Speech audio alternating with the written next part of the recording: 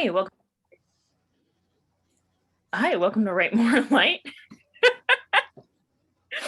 My name is Sarah, and I'm super excited to have Skylar here today, and also super nervous to be critiqued on air. But I thought it was only fair if I was going to tell people what to expect in workshop, that I be an example and put myself out there.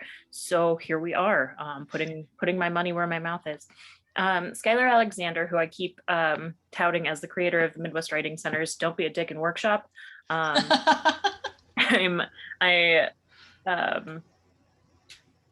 She's an excellent writer and knows how to workshop well. So I'm super excited to have her here. Skylar Alexander's work centers on pop culture, chronic illness, philosophy, violence, and growing up in rural Iowa. Her work has appeared in many places, including Cutbank, Smoke Lawn Quarterly, Hobart, and Forklift, Ohio. Currently, she studies secondary education at New York University, no big deal, and teaches English in the Bronx. Skylar, thank you so much for hanging out with me today and for being willing to just dive in with a piece of writing you've never seen before. No problem. Happy to be here. Thanks for the invite on a live and the opportunity to play with some poems today. Oh no, what's happening here? Sorry, it's like twice as long as I thought it was. What? The poem, yeah. I'm gonna do it like side by side so that we can see 2 pages at once. Oh, this is so weird.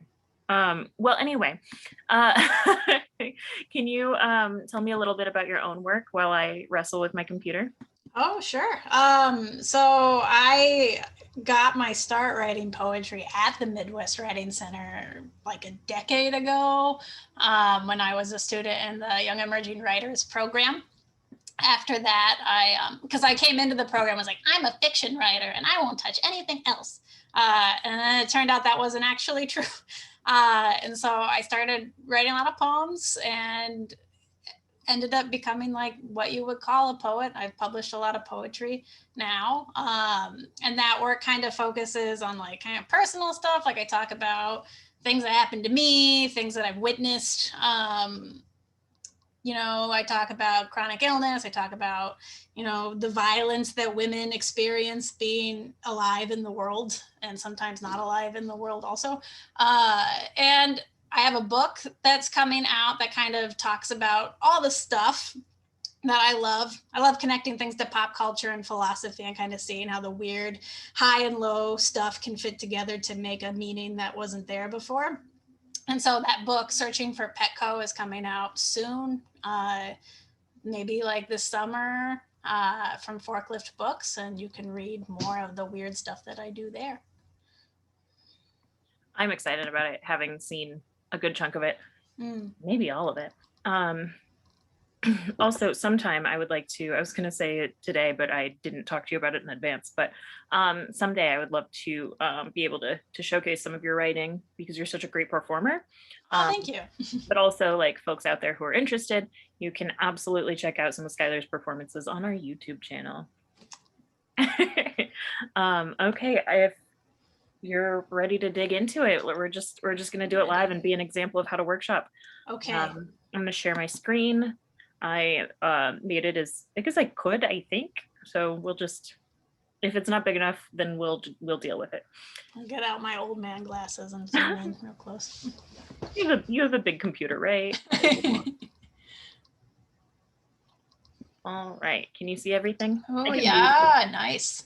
I can read it. So I guess that's probably the traditional thing to do. And when I do my workshops, I like to ask, so read the poem, but also if there is an area of the poem that you want me to focus on more than other areas, or maybe something you have like kind of highlighted as something you might be struggling with, kind of tend us to that area so we can give it the most attention that it needs, right? So is there a place in this poem where you feel like you want my attention, or is it just a general whole, see what I think and go from there? Mostly in general. However, there are places that I think are stronger. And I will be able to say, if you have comments for them, I'll be able to say like, oh no, I'm married to that. Or, well, I'm going to read it. and then I'll tell you where I'm a fan of the style and or formatting and where I'm not sure what I'm doing. Okay, sounds good. Working title is urushiol poisoning. You spend one slow afternoon in the weeds, pruning, improving. Your parents, prideful but aging, need your help in the yard. A pretty tree, pink flowers, a fledgling. A warning from their neighbor, white text on his red baseball cap. His words float to you like the teacher in Peanuts. To your olive skin, mustache, your wife with a dick. He says not to touch the tree. He says to hire a professional. You heed his advice just a little. It's 96 degrees, but you put on a hoodie and cut away from yourself. He's probably sexist. What's a poison plant matter anyway? Oh, I meant to cut this line here. The sun sets and his porch light flicks on blue. You shower your sweat, plant debris, his comments off your body. 2 weeks later, you see a doctor. An itching kept you up at night. An itching sawed into your shins, velcroed open your inner thighs. One slow afternoon in the weeds, pruning, improving, pulling, and cutting beyond your parents' ability, then down for 4 weeks in bed. Pruning, improving between sleep and unsleep for weeks in bed. Itches no scratch can reach. 9 months later, between sleep and unsleep, 9 months later, my skin is numb in weird patches. I itch. 9 months later, discolored like dribbled bleach stains. I itch. One slow afternoon in the weeds, a favor. 2 weeks in a cold bath, sobbing, hyperventilating in pain, wrapped around my thighs, wrapped around my forearms, calves, and breasts.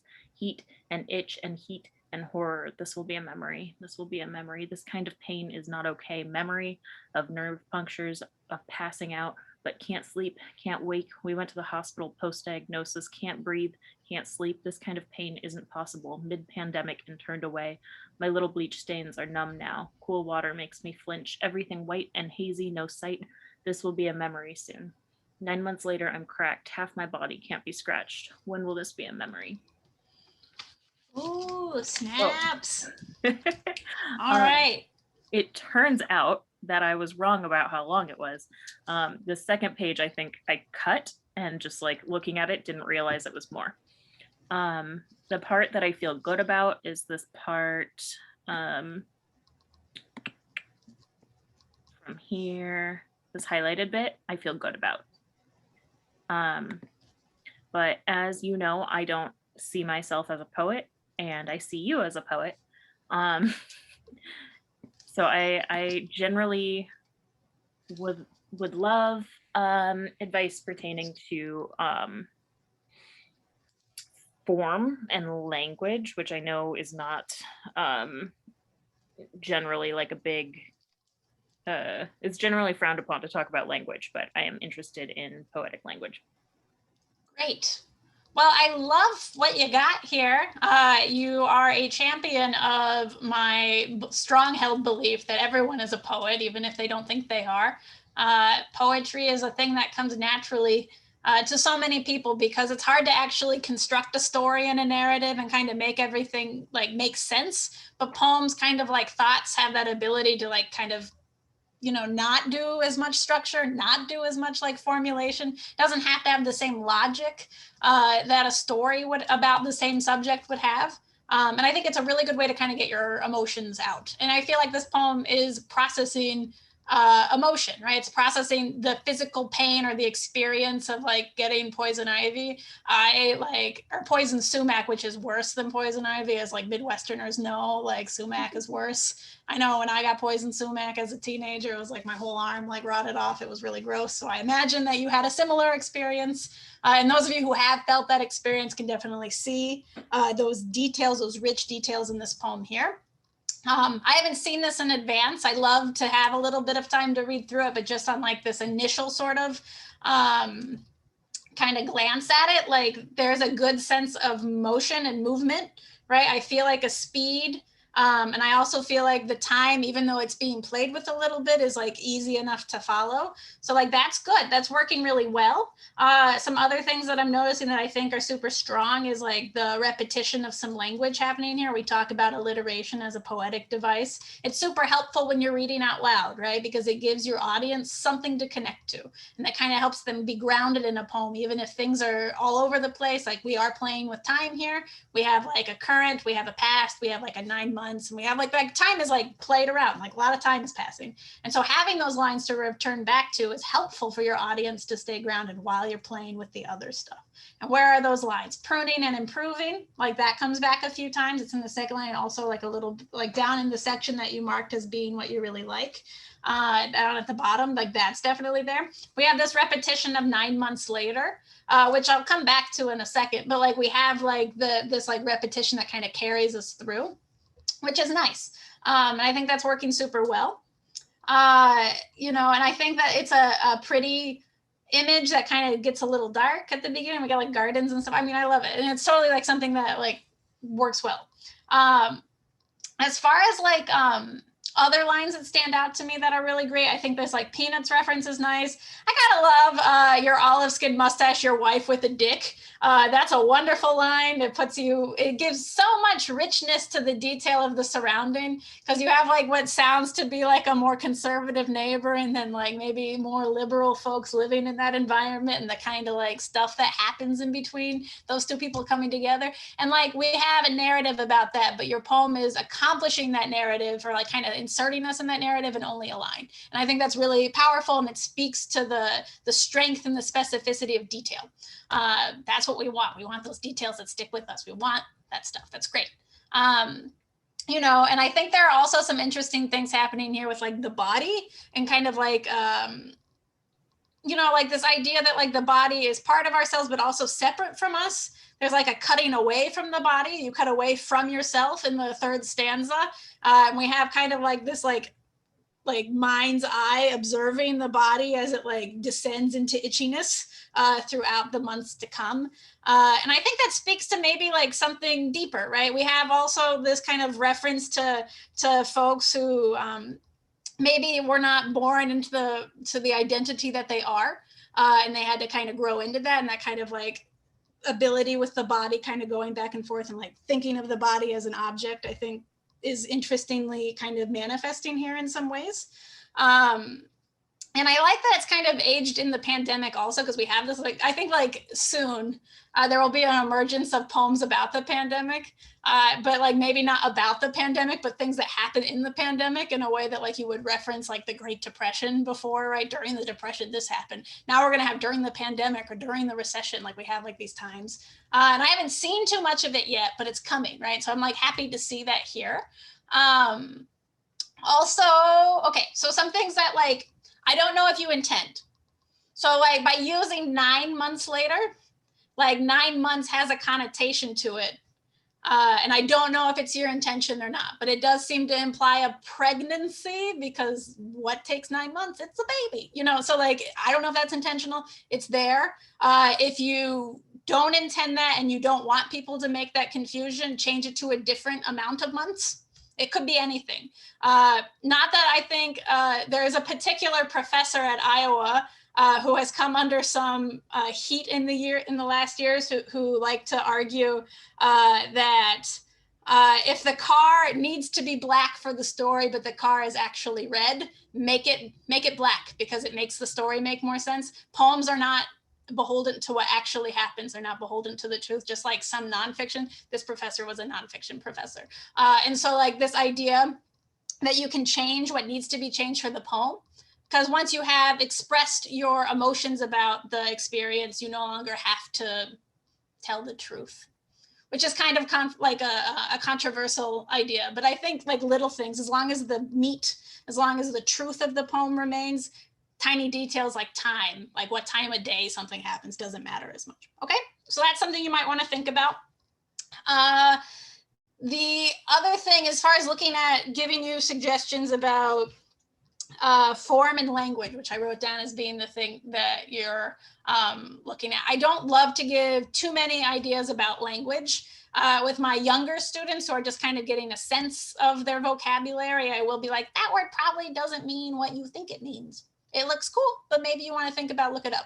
I don't see any of that stuff happening here. I feel like you're very in control of your language, and you've chosen things in a way that works for you and expresses what you want to express. As far as like grammar stuff or like punctuation stuff. Poems don't have to play punctuation rules the same way prose does, but there are some places in here maybe you might want to add like a semicolon just for clarity. Like in our first stanza here, you might want this to be ambiguous, and it is ambiguous now, but if you don't want it to be ambiguous, you might want to include a semicolon following improving in the first stanza.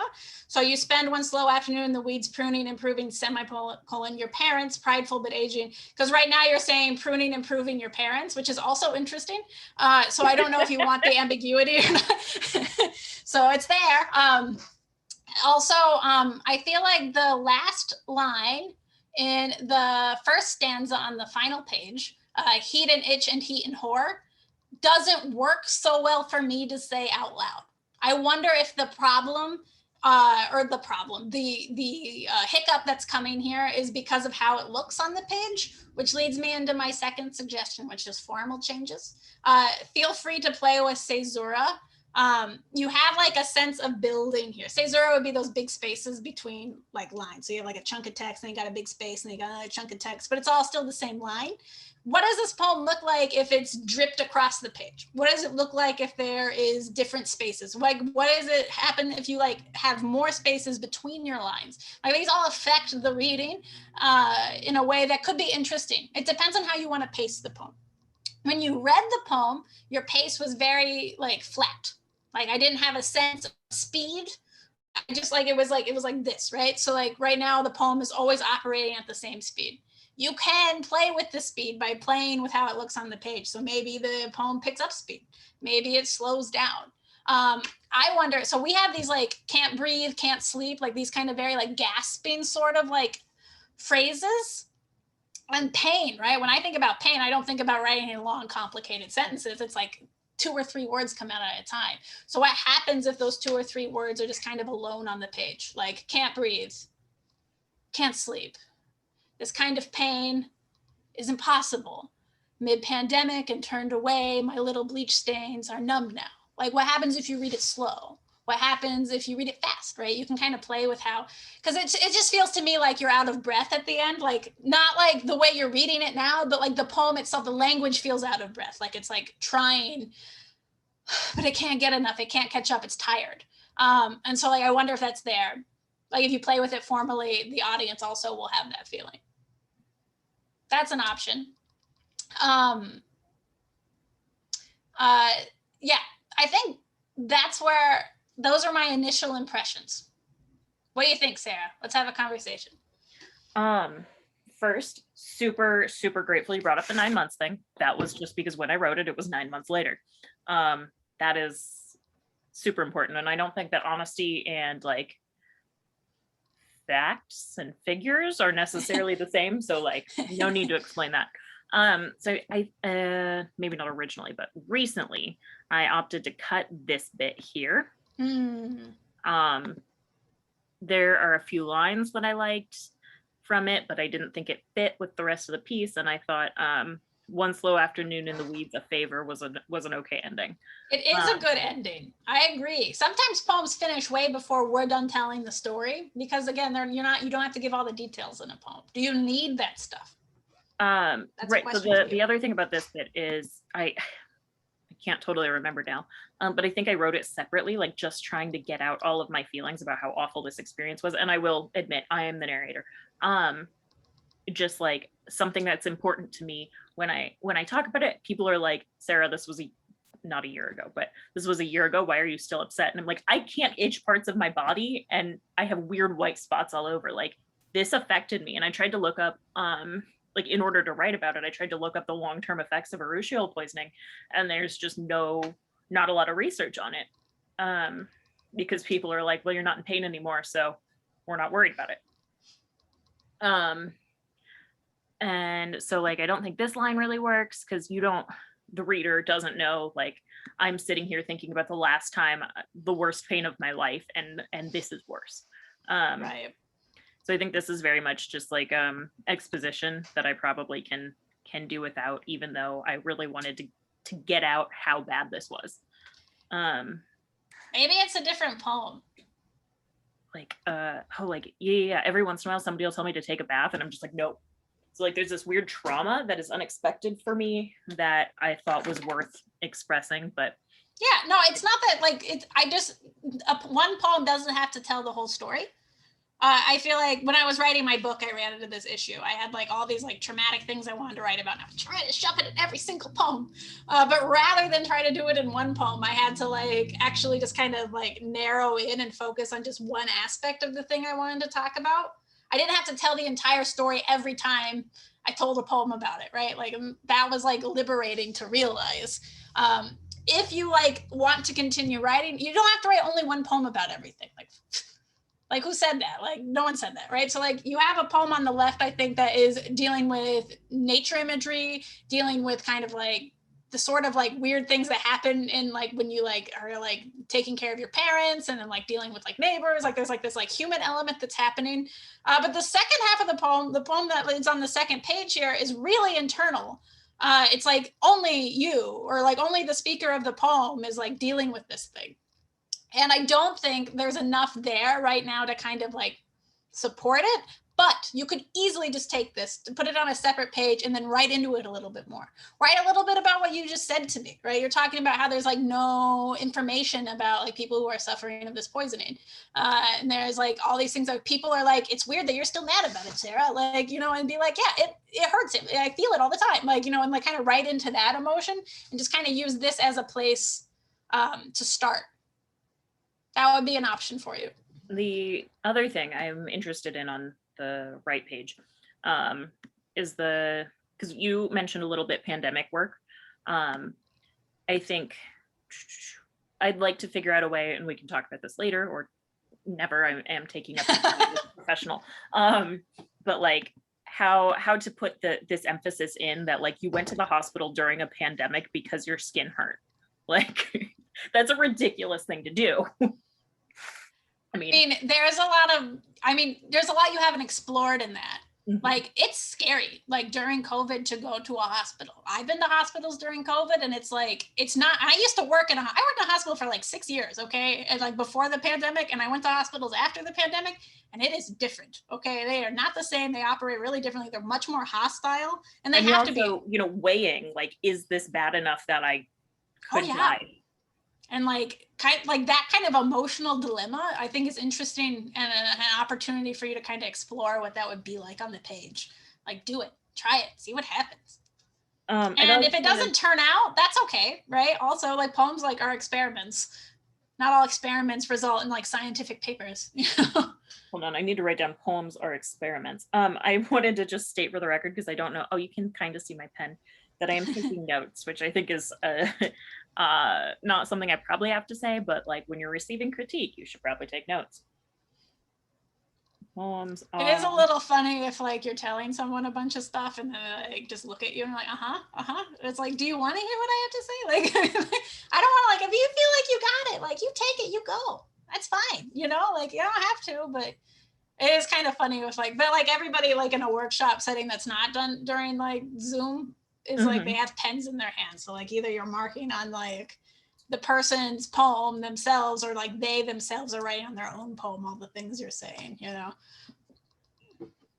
Okay. Can you see this? I've got this little bar here in the middle. It looks good. Yeah.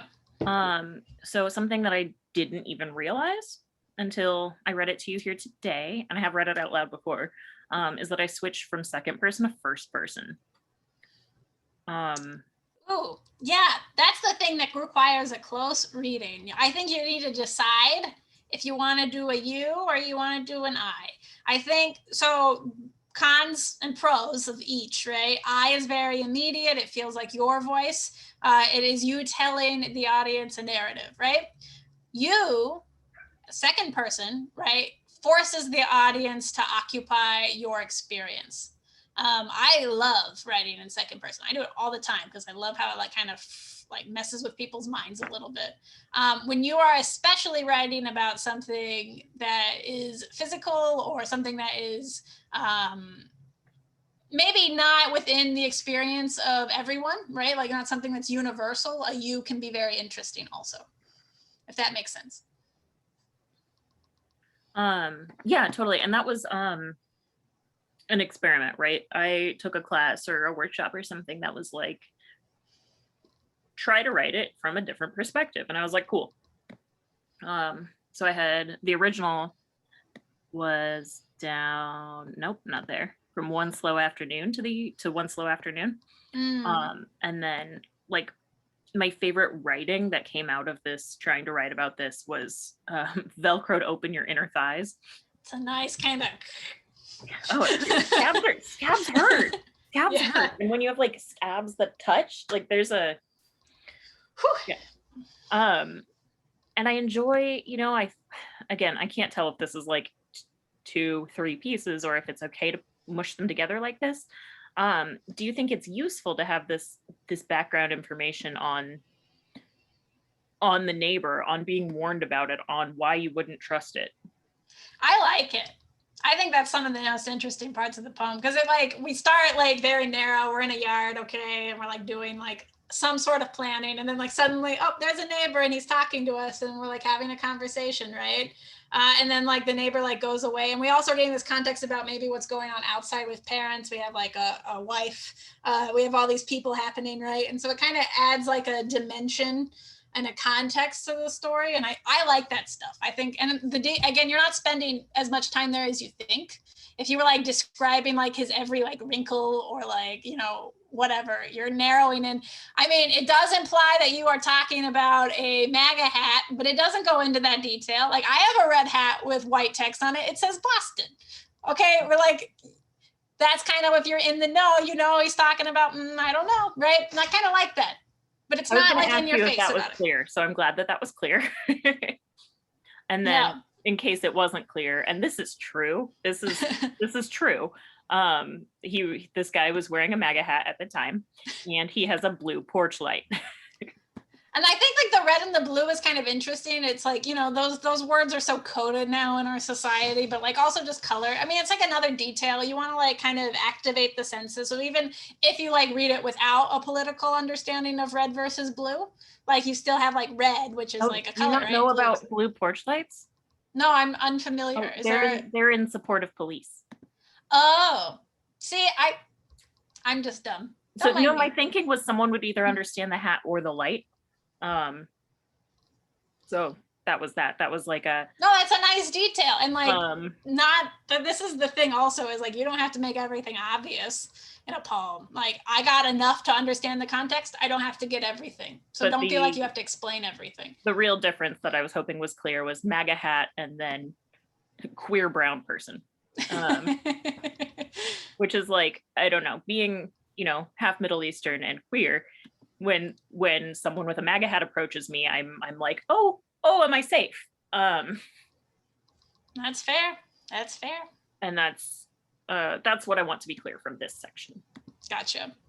And I think you've done that masterfully. Thank you. I like being called masterful.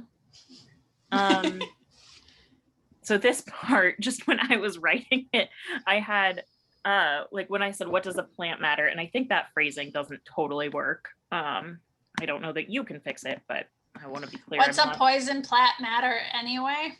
Plant matter's funny. But I don't think that sentence works. But then it got that, God, what's that song called? It's from Watch the Throne. It's Kanye and Jay-Z. And I just got that song in my head, so I wrote it down. The brain is wonderful. It makes so many fun connections. And you don't have to explain that. If you want to keep like a Kanye line, why not? I'm not opposed to that in general, but I do intend to. If you feel like Kanye is not, well, I do think actually having the MAGA hat, like now that we're talking about it, maybe having a Kanye line in a poem about a MAGA hat, considering his current or recent decisions. I'm actually very deep and very intentional. But my thought was like, with this connection, and the reason that it popped into my head was like, well, if I don't believe in it, it can't hurt me. I don't trust this guy to know stuff.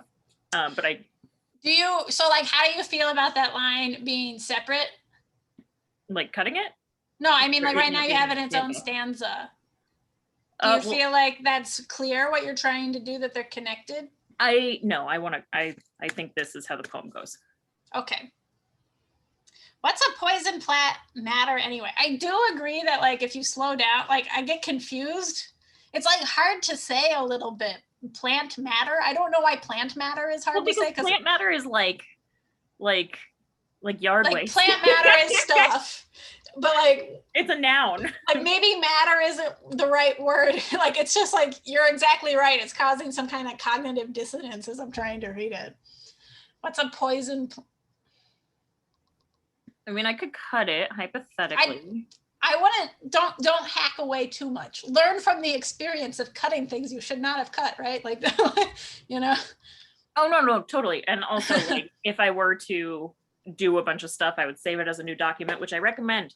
If you are workshopping something and you're doing it on your computer, it's a new document. You don't want to lose that original draft. Absolutely. I love, there's a magazine that's based in Iowa City. I don't know if they're still publishing anymore. Draft. Draft is I have like an issue of like Draft magazine. I think it was run by Rachel Yoder. I don't know if it still is, but it has like the first draft and then like the final draft of a piece side by side. So you actually look at the initial. Oh, I've seen that. Yeah. And you can kind of compare and see what the artist decided to do. And then like there's like a small interview with them, like in it about their process. So it's like a very nice teaching material. So cool. So to that end, keep your first draft and then have your like final draft. It's fun to compare and see. And also, I am someone who always works on paper. Like I've got my notes here. And ordinarily I would have this printed out. And ordinarily so would you. But if you are using it, if you are doing it on a computer, take advantage of comments and track changes. Absolutely. And you don't want to lose. You don't want to lose information. But something needs to go there though, right? It doesn't go. He's probably sexist to the sunsets. You heed his advice just a little. It's 96 degrees, but you put on a hoodie and cut away from yourself. He's probably sexist. Maybe that stanza needs work. Well, I wonder if it's in the line breaks. You might have fun playing with it and seeing how it breaks up. One of my favorite poetry techniques is like to write a sentence, right? Have a sentence and then break it in such a way that the meaning of each line is different than the sentence itself. So it kind of adds like this like secret layer or like this like deeper like between the lines sort of reading. Maybe you have that also, I think, and cut away from yourself. I think it's kind of, if you like cut that and put that on its own line, maybe that would be interesting. He's probably sexist. But like, I mean, you're trying to like say something like, what's a poison plant matter anyway? Like, it's like some internal like thought, like, what is it? Like, and so like, how do you like convey that? Maybe italicize it to imply it's a thought. Plant matter. Yeah, no, that's not, something's gonna give there. But yeah, I think definitely making it a thought will be helpful. Making the sentiment a thought. So thank you for that, because it is, right? It's not part of the exposition. Sun sets in his porch light flicks. You shower your sweat plant debris, his comments off your body. That's a nice line. I like that. Thank you. Yeah. I'm just reading through it now again. Let's see, 2 weeks later, you see it. So you don't have a ton of punctuation here. So like playing like with punctuation will be your choice. I mean, if you want to keep it sparse, you can. Poems can do anything with punctuation. As long as you're consistent throughout the piece, like don't just have one period and then I think what happened was I just forgot one in this top one because I appear to have chosen to punctuate at the very end of each one and after I itch. I see. But yeah, no, I think I'm pro punctuation. Okay. You may not know that about me. A lot of people are not. I like punctuation. I'm a stickler. I got like so many semicolons. It's like ridiculous. So I think I tried with up here. I added that semicolon that you suggested, but I think I tried to go without, which is why there was a capital here and no period here. Yeah. I mean, punctuation is like the last thing. So first, my suggestion, is you write your draft, you get it all out. All the feelings are on the page. And then you can start like whacking away at what actually works for the poem. You'll read through it a few times. You'll make the the cleanup that you need to do to like make it presentable to others, like as if you were inviting someone over into your home. You might like, you know, pick up the dishes, vacuum, whatever it is, like whatever that level of cleanup is, and then they sit in and they spend some time in your home, right, in your poem. And then like after that, you have to start doing the fine tuning stuff. And then you have to clean up a little bit more. Like then it's like as if your mother-in-law is coming and you have to like really clean up and stuff. So at that point, like that's when you do punctuation. Like after you've settled in, you got everything done, you got a good sense of like where the poem's gonna go, then you do the really fine tuning. So don't worry about punctuation too much at this stage. Feel like the language is in a good spot and then do the punctuation. Unless the punctuation helps you finish the poem, which is sometimes the case for me. So. Gosh, I had something I wanted to say like to a general audience and I lost it.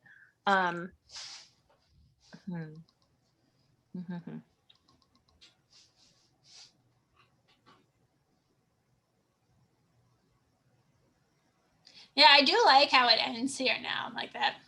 Sunlight ending, spicy. It's good. Again, 9 months definitely sounds like a baby. Oh yeah, we're changing that. We're changing that. Especially like 2 weeks later, you see a doctor. 9 months later, like that's gonna. I mean, the 2 weeks can't change. Well, I mean, maybe it can, but factually, it takes 2 weeks for this kind of rash to appear. I mean, don't go like that's fine. Leave that. Say like 7 months later, 1 year later, 3 months later, whatever it is. How far is it now from that experience? Maybe use that as the cue. But okay. Anything else, Sarah? No, I wonder. Oops, I don't fully know how to use a computer. Hi. I wonder. I really wish I'd written down the thing that I wanted to say to an audience. While Skylar has been really kind to me, and also you should always treat each other kindly when you're workshopping and in life, kindness above all. I think that she was also not at all holding back if she thought that something didn't work, which is really, really important. You also need to be able to be honest, give honest feedback, and as Ryan says, give in the spirit of helpfulness and receive in the spirit of helpfulness, you know, because, oh, I remembered it now. You said do what works for the poem. It's important to remember that you are not the poem. I admitted freely that this is about me. Not all poetry is about the person who wrote it. Not all writing is about the person who wrote it, even if it's in first person. But if she says something that hurts my feelings, it's not about me, and it's also not meant to hurt my feelings. She's telling me something to be helpful, and I am not this poem. It's really important. It's hard, I think, with art, particularly with writing, because words are so specific, and because it is often it seems obvious to you as the writer, maybe, that you're writing about yourself, that it feels like criticism is criticism on you. It is not. And also, criticism does not mean insulting, right? If I said this person was criticizing my cooking, I probably mean this person didn't like my cooking. But when we say criticize, when we say critique, what we actually mean is giving feedback. So if somebody's just coming at you with insults, they're not being helpful. But also do remember that if you're in this situation, which is full of trusted artists and people who want to help each other become better artists, then they're giving in the spirit of helpfulness. We need to trust that and receive it that way. Okay, I'm going to stop the screen share. Thank you so much. I have I would have had a full page of notes, but I wrote poems are experiments really big at the bottom, so I crammed the rest up at the top. Thank you so much for doing this with me. I'm going to give some updates on the Midwest Writing Center, and then I will let you go. Okay, cool. So I had to like switch brain modes. Midwest Writing Center. Tomorrow we have our annual meeting, which is ordinarily not that exciting, but this year it's also a reading. We're premiering for the first time some pieces from our These Interesting Times anthology. We'll have 6 readers. Well, I'm not going to be able to remember them all off the top of my head. We'll have Lo Whittington. We will have Genevieve Trainer. We will have Dylan Parker, Rue Monroe, Frank Mullen, and Melissa Conway. Look at that. I did it all. That's at 6 p.m. tomorrow. Also, anyone who comes, this is all on Zoom. So anyone who is in attendance in that Zoom meeting is entered to win full tuition to the Collins Writers Conference, which is like over $300 value. Also, it's going to be a really, really kick-ass event. June 24th through 26th. We've got Joe Mino on the short story. We've got Liz Lenz on the personal essay. We've got Gail Marie Thompson on poetry. And the title, I always say this, but the title of that workshop just like gives me happy feelings. It's Unabashed Gratitude in Difficult Times. And then we have Tarek Shah on the novel. We also have our keynote address and masterclass with poet Allison Joseph, who is like a star of poetry. I don't know what else to say. Then let's see, what else do we have? We were given an amazing $15,000 grant from the Illinois Arts Council, which has allowed us to keep our Young Emerging Writers internship applications open an extra while, like 2 weeks, I think, total. So the applications for that are not due now until, I need to put this flower down, until May 29th. This is an opportunity for writers 15 through 19 years old. It's going to be all online again this year. Like, we're hoping to have a couple of events, but probably all online this year. So anybody anywhere can apply. Preference is going to local folks in our service area. That's Henry, Rock Island, and Mercer County in Illinois, and Clinton, Scott, and Muscatine counties in Iowa. So apply to that. It's a paid internship. We learn writing, we learn critiquing, we learn design, and we put out this, oh no, I always move it. We put out this gorgeous book every year. Oh, the reason I moved it is because I brought it to Spectra and I got some interns to sign it. It was awesome. So yeah, stay tuned. We've got lots and lots of awesome stuff going on. And like I said, you can win free tuition to that conference just by showing up at the meeting tomorrow night. Yeah, thank you so much for hanging out with me and Skylar. Oh, let me see if we had any questions or comments in the video. We didn't. That was easy. Okay, as always, please write more light into your life.